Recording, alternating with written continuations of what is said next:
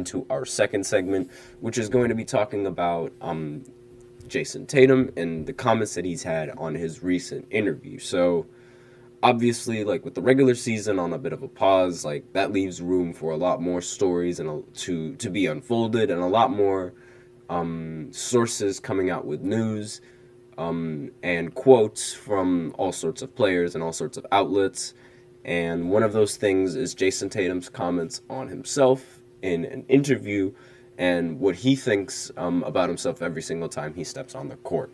So I didn't expect him to be humble in this interview whatsoever, given his play style and the fact that he has been the face of the Boston Celtics since he was drafted. And it doesn't matter like the role that he is or like the role that anyone is, but he said, "I believe every night I step on the floor, I'm the best player." And I believe that that's sort of like the right mentality that any player should have when they're stepping on the court. And again, it doesn't matter if you're a role player or if you're a bench player or if you're a starter, if you're the face of the team, if you're the last man that comes off the bench. That is the right mentality that every player should have when they step on the court, because that mentality, like, it sort of, if you believe that about yourself, it'll drive you to play a lot better, and you'll end up getting a lot more confidence in yourself and in your abilities as a basketball player. If you go into a game day in and day out thinking that you are the best player on the court. And a lot of people were very, very quick to Twitter about this quote and completely backlashing Tatum, saying that obviously like he would think this because his team is so good and how he's been the player on the team, but while he is the best player on his team, he's not the best player in the league, and he's not always the best player on the court. At least that's what Twitter always says. At least those are the comments that were circulating around like after I saw the thread on Tatum saying that he believes he's the best player on the court. And I sort of don't understand where that hate is coming from, because I feel like that's sort of like what every player should think, and that's what every player thinks when they step on the court. When they obviously they're going to think that they're the best player, especially if they're the best player on their team. So I don't think it's like right to criticize him for this quote, for him saying that like he believes that he's the best player. Like, you'd want somebody like that to be your best player, and you want someone with the confidence level and with the actual basketball skill to be able to back that up. Because we've seen it several other times where a player might be able to talk the talk, but he might not be able to walk the walk. Like, for example, Jordan Poole. We've seen Jordan Poole talk a lot since he became a very big face of the Golden State Warriors and was being talked about as the third Splash Brother. We saw him talk a lot, and we didn't really see him walk the walk that much. So obviously, like, there's pros and cons with being confident in your abilities. I think Tatum has definitely proven enough for him to display that kind of cockiness and that kind of mosky. So with that in mind, again, I don't really understand where this hate keeps coming from. I think most of the hate comes from Kobe fans, because a lot of the times, Jayson Tatum, like, he said it numerous times that he is one of the biggest Kobe fans the face of the league, and he's watched Kobe ever since he was young, and he wanted to get drafted by the Lakers because of Kobe. He modeled his game after Kobe. He worked out with Kobe. Everything with this kid is Kobe, and I guess a lot of fans don't really like how ridiculously attached he is to Kobe, and how he's sort of come up short in a lot of these games, when it sort of feels like with Kobe's mentality and with Kobe's clutchness and that reputation that he has, he would end up getting over the hump in a lot of these games and end up winning these games in the end.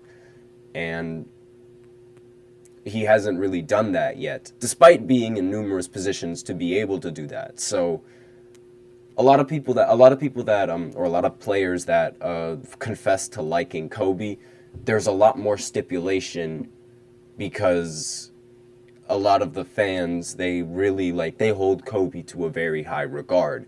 And it's like, if you're going to use his name, you better make sure that you bring your A game every single time. And it's like, if you like him, you have to drop 30 every time.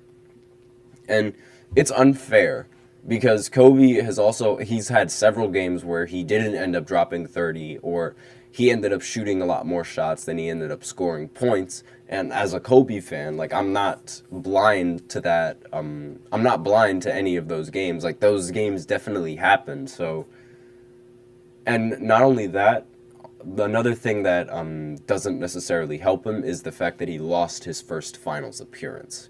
And he didn't particularly play well. He played a little bit scared. And a lot of people, again, Kobe's mentality and Kobe's playstyle, he never played scared. At least people don't remember him playing scared. I remember him playing scared in 2000 and, let me think of the year exactly. I believe it was 2007 when Kobe took the Lakers to the NBA playoffs. They played against it was 2006, 2007, one of those years. They played against the Phoenix Suns, and they were up 3-1, and they needed to win one more game, and they blew a 3-1 lead in the first round. They were the 7th seed, and Phoenix was the 2nd seed. But again, Kobe, in the games that they needed Kobe, he didn't show up when it mattered most. And it's like, a lot of people forget about that kind of game because of all the great moments that Kobe has had as a player. That gets talked about a little bit more. So with that in mind, it's unfair to sort of put all of this pressure and stipulation on Jayson Tatum just because he likes Kobe. Because again, like, Kobe also made mistakes. Jayson Tatum, while he didn't play well in that final series, he had a better final series than Kobe in Kobe's first final series, and he also had a better first final series than LeBron. So it's not like he played bad. It's just he didn't play. He didn't get them to win, which is, like, again, that's the ultimate end goal. Like, you want to win in the end of the day. But again, it's like the rest of the fans are a little bit too harsh on him. And another aspect that gets played into that, apart from the fact that he likes Kobe, is the fact that the Boston Celtics have been a very good team for a very long time. Now, ever since Tatum was in the league, like, ever since he got drafted, the Boston Celtics have been in a spot to compete for the title. And it's just every single year they end up falling short. I said that previously. They were like San Francisco of the NBA. And so far that sort of holds true because they've made the Eastern Conference Finals every single year, practically every single year, but every single year they end up losing when it matters most. And it's a pattern. It's a very common pattern that Tatum has, and there's not really much of an excuse for it because they hiccups, pardon me. They have all the players that they need, and they have all the pieces to a championship contending team. They had the bench, they had the starters, they had the second option with Jaylen Brown, and they have the star of the franchise in Jayson Tatum. So it's not like that they don't have the pieces to go far and do something in the playoffs, because they definitely do. It's just they don't for some reason. And especially with this year, with the starting lineup that they have, it's like there's really not much of an excuse for them to not make the NBA Finals with the team that they have, given how well they've been playing in this regular season as well. So with this in mind, that's another thing that he gets criticized about, because he's saying this behind the fact that he's had a great team his entire career. And it's obviously the MVP is usually it's the best player on the best team. And Jayson Tatum has always had that luxury of being the best player on the best team, because the Boston Celtics have, more likely than not, always have been one of the best teams when Tatum was in the league. So he gets a lot of hate because he's been playing with a lot of great players, and he's talking as if, I mean, he can carry a weaker squad, which is, again, we don't know entirely whether or not that's true because he's never played with a weaker squad. He's always had a squad full of players that are competent enough to do things with the basketball and that are talented enough to create shots on their own and score efficiently and defend efficiently as well. So he's talking like he doesn't have other good players on his team, which is something that a lot of fans don't really appreciate, especially with especially Boston fans, because some Boston fans might feel a little sentimental on some of the other players.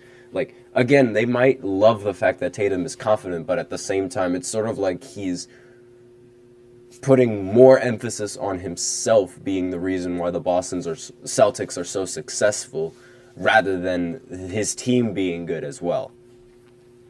And again, it's a stipulation, and for some reason, like a lot more players would get criticized for having a good team than they would for having a bad team. It's just how the league works.